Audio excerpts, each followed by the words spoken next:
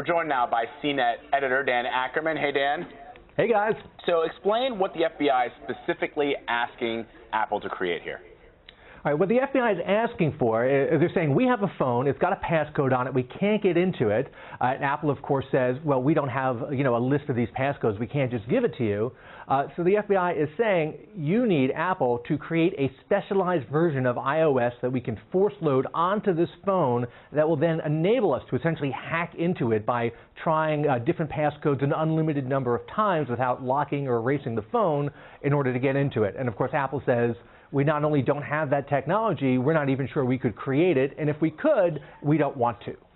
So is that the same or different than this iPhone backdoor that we've been hearing about?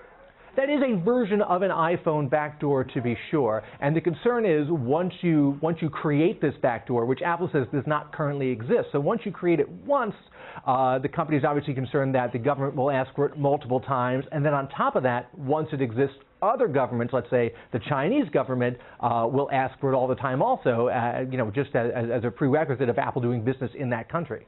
So, Dan, I guess on one hand, for people who ever wondered if once your phone is erased, if you put the password in too many times, that it's gone forever.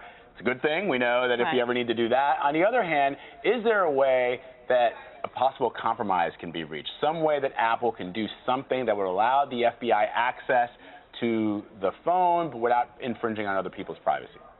I mean, that is very difficult because once you figure out a way to do it for this phone, obviously the government can come back next week and say, well, we have 10 other phones we need to get into also, so you should just do the same thing for those.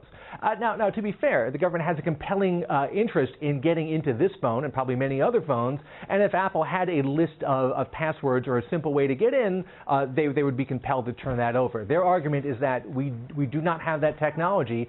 Some tech companies have very deliberately tied their own hands to avoid this conflict of interest, and they're saying they should not be compelled to create a new product that breaks their existing products. And Tim Cook isn't just concerned about governments coming and knocking on Apple's door. It's also the fact that once there's any sort of door that can be pried open, there's always people out there looking to take advantage of that. Yeah, once that genie is out of the bottle, I mean, you can rest fairly, sure that that is pretty much it. Look what a good job the government has done at keeping its own personnel record safe. How many millions of government employees have had very personal information, stolen right off of government computers? You certainly can't expect anyone to trust, an Apple backdoor in government hands. Dan, I mean, so we're talking about this in the realm of technology, but I think if you just say to somebody, look, if you had an incriminating document and you tore it up and you flushed it down the toilet, that's it. The FBI doesn't have that to go on. They can't ask the sewer system or the utilities company to dredge. Maybe they could. Maybe they could. But the reality is, but my point is that once it's gone, and that they should, because the idea of infringing on this one telephone, as you pointed out, Dan, you could do it for the next person, and it could be whatever. We were talking about reporters. They could say, look, we don't like what this reporter is saying. We need to get into the phone. We don't know who they're talking to, who their sources are within ISIS. We need to know who that is. Help us create that back door.